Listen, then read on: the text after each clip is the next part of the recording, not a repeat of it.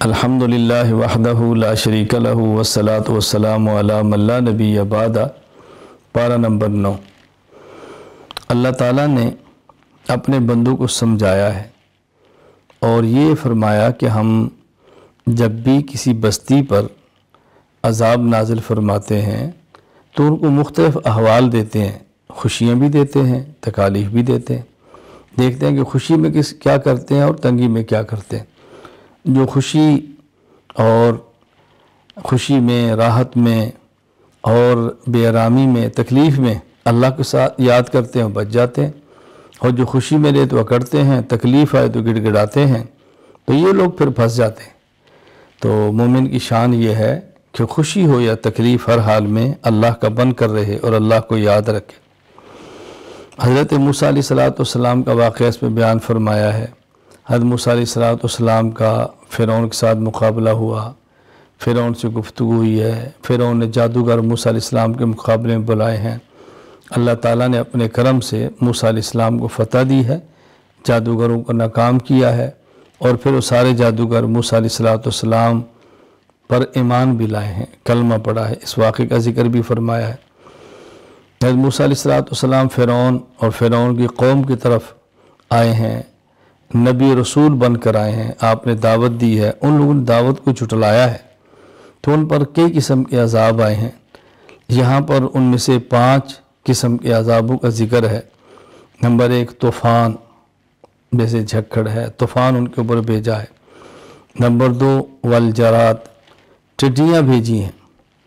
Number 3 والقمل، ان کے اوپر جوئیں، بالوں میں جوئیں، کپڑوں میں جوئیں، جو بستر میں جوئیں ہی جوئیں۔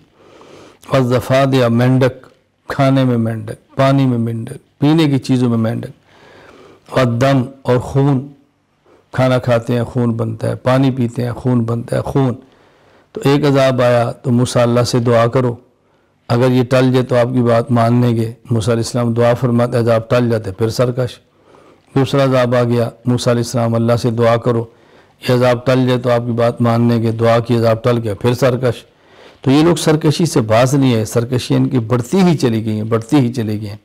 یہاں 5 عذاب کا ذکر ہے۔ ایک اور بھی ہے، قحط سالی ان کے اوپر آئی ہے۔ ایک اور ہے کہ ان کے پھل اور میوے ایک اور مقام پہ کم کیے ہیں، اس کے اندر ان کو آزمایا گیا ہے۔ اللہ تعالیٰ نے پھر معجزے دیے ہیں موسیٰ علیہ السلام کو، 2 بڑے، ید بیضاء، اپنا ہاتھ بغل کے نیچے رکھتے ہیں، پھر باہر نکالتے ہیں تو ایسے سورج کی طرح چمک رہا ہوتا ہے، ید بیضاء۔ موسیٰ علیہ السلام کو لاٹھی عصا کا معجزہ دیا ہے، پتھر پہ مارا ہے تو چشمے نکلے ہیں، دریا پہ مارا ہے تو راستے دیے ہیں، لیکن انہوں نے نہیں دیکھا معجزات کو بھی، اس کی بھی پرواہ نہیں کی، اللہ کی طرف سے آنے والے عذاب کی پرواہ بھی نہیں کی۔ بالآخر ایسا عذاب آیا کہ اس میں پوری قوم فرعون سمیت برباد ہو گئی۔ اللہ تعالیٰ ہمیں پیغمبر کی سچی دعوت کو ماننے کی اور قبول کرنے کی توفیق عطا فرمائے۔ پھر بنی اسرائیل کو جو موسیٰ علیہ السلام کی اپنی قوم سے فرعون سے نجات دی ہے، اللہ تعالیٰ نے ان کے اوپر تورات نازل فرمائی ہے، کتاب ان کو دی ہے۔ دیکھو فرعون کی غلامی سے نکالا، موسیٰ علیہ السلام جیسا جلیل القدر رسول اور نبی دیا، تورات جیسی عظمت والی کتاب دی ہے، اور یہ لوگ بھی باز نہیں آئے۔ پھر انہوں نے بھی کبھی وعدہ خلافی کرتے ہیں، کبھی احکام الہیہ کا مذاق اڑاتے ہیں، کبھی دین میں تعریفیں کرتے ہیں، کبھی ہیلے بہانے کرتے ہیں۔ ان کو حکم تھا کہ تم نے ہفتے کے دن مچھلی کا شکار نہیں کرنا، تو انہوں نے اس دریا کے بعد چھوٹی سی، جیسے ہمارے یہاں تالاب ہوتے، بنا لی، اور ہفتے کے دن مچھلیاں بہت آتی تو وہاں سے راستہ نکالے کہ مچھلی وہاں سے نکل آتی، اور پھر اتوار کو پکڑ لیتے ہیں۔ تو ان لوگوں نے پھر یہ غلط کام کیا، ایک نجائز ہیلا، نجائز بہانہ اور نجائز قسم کا راستہ اختیار کیا، آخر ان کے اوپر بھی اس وجہ سے عذاب آیا۔ پھر ایک شخص کا واقعہ بیان کی ہے، موسیٰ علیہ السلام کے دور میں تھا، بلعم بن باورہ ان کا نام تھا، مستجاب الدعوات تھا، اللہ اس کی دعا قبول فرماتے۔ لوگوں نے اس سے کہا کہ موسیٰ علیہ السلام کے خلاف دعا قبول کرو، موسیٰ علیہ السلام کے خلاف دعا کرو، بد دعا کرو۔ تو مستجاب الدعوات تھا، تو اس نے ان کی پہلے بات نہیں مانی، تو ان لوگوں نے رقم دی، بھاری رشوت دی، اور اس نے بد دعا کی۔ اب پیغمبر کے خلاف کیا بد دعا قبول ہونی تھی، اپنا نقصان ہوا۔ تو اللہ فرماتے ہیں شخص کی مثال تو کتے کی طرح ہے، اوپر وزن ہو تم بھی ہانپتا ہے، نہ وزن ہو تم بھی ہانپتا ہے، یعنی اس کو وزن کے ہونے نہ ہونے سے فرق نہیں پڑتا۔ یہ بھی ایسا شخص ہے علم ہو تب بھی فائدہ نہیں، علم نہ ہو تب بھی فائدہ نہیں، کیا اس کے علم نے اس کو فائدہ دیا؟ اللہ تعالیٰ ہمیں محفوظ رکھے اس بیماری سے، اللہ تعالیٰ ہماری حفاظت فرمائے۔ پھر اللہ تعالیٰ نے یہاں قرآن کریم کے بارے فرمایا کہ یہ عبرت ہے، بصیرت ہے، نصیحت کی کتاب ہے، اور آخر فرمایا وَإِذَا قُرِئَ الْقُرْآنُ فَاسْتَمِعُوا لَهُ وَأَنصِتُوا لَعَلَّكُمْ تُرْحَمُونَ۔ اس آیت کا تعلق نماز کے ساتھ ہے کہ جب جماعت کے ساتھ امام کے پیچھے نماز پڑھ رہے ہوں اور امام قرآن پڑھے تو مقتدی کو خاموش رہنا چاہیے۔ قرآن سورۃ فاتحہ سے لے کر والناس تک مکمل 114 سورتوں کا نام ہے۔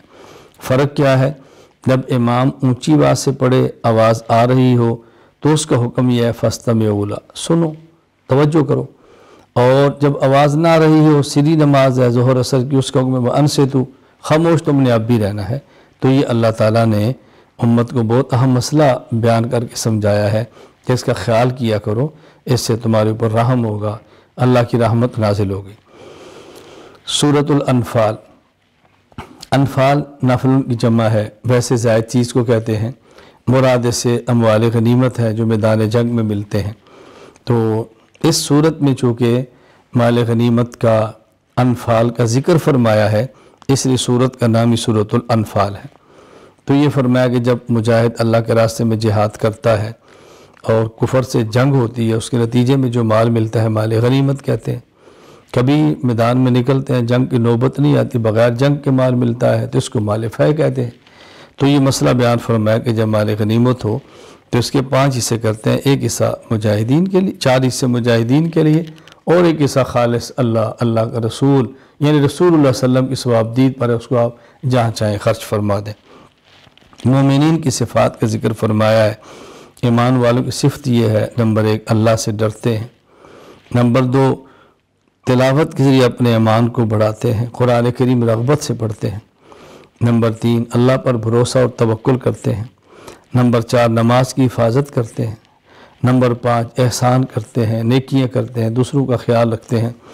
یہاں دی بات اچھی طرح سمجھ لیں کہ اب رمضان کا مہینہ بطور خاص قرآن کریم کی تلاوت کا ہے، بہت زیادہ اہتمام فرمائیں۔ اللہ پر توکل کا معنی ہے اسباب اختیار کریں، اللہ پر بھروسہ کریں، اسباب اختیار کریں پھر بھروسہ کریں، اسے توکل کہتے ہیں۔ اسباب چھوڑ کر بھروسہ کریں، اسے تعطل کہتے ہیں۔ شریعت میں تعطل نہیں ہے بلکہ توکل ہے۔ پھر صرف نماز پڑھتے نہیں، اس کی حفاظت کرتے ہیں، فرائض کا، واجبات کا، سنن کا، آداب کا خیال کرتے ہیں اور اہتمام کرتے ہیں نماز کا، اور احسان کرتے ہیں، بہت زیادہ نیکی کرتے ہیں، دل سے کرتے ہیں، اخلاص کے ساتھ کرتے ہیں۔ اللہ تعالیٰ ہم سب کو یہ مومنین کی صفات کامل درجے میں عطا فرما دے، اپنا خوف اللہ تعالیٰ عطا فرمائے، قرآن کریم کی تلاوت کی توفیق عطا فرمائے، تلاوت بھی ایسی کہ جس سے ایمان بڑھے، اللہ تعالیٰ اپنی ذات پر توکل عطا فرمائے، اللہ تعالیٰ نماز کی حفاظت کی توفیق عطا فرمائے، اللہ تعالیٰ احسان کرنے کی توفیق عطا فرمائے۔ وآخر دعوانا ان الحمد للہ رب العالمین۔